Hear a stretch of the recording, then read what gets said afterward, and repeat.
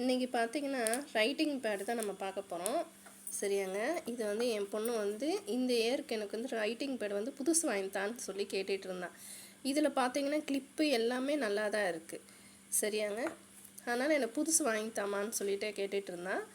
நான் பார்த்தீங்கன்னா ஒரு கிஃப்ட் பேப்பர், இது வந்து பைண்டிங் பேப்பர்னு சொல்லுவாங்க. இது 10 ரூபா தான். சரியாங்க. இதை வந்து முன்னாடி ஃப்ரண்ட் பேஜில் மட்டும் 2ஆக ஃபோல்ட் பண்ணியிருக்கேன் பாருங்கள்.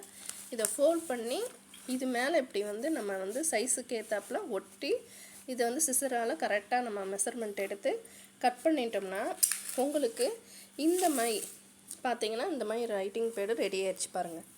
இது மேலே வந்து நான் என்னென்னா ட்ரெஸ்ஸு கவர் இருக்குது பார்த்தீங்களா, அந்த கவர் போட்டிருக்கேன். ரொம்ப நாள் வந்து உங்களுக்கு லைஃப் வரும்ன்றதுக்காக.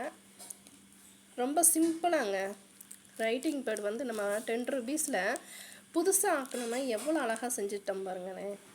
ரொம்ப நல்லா இருக்குல்ல.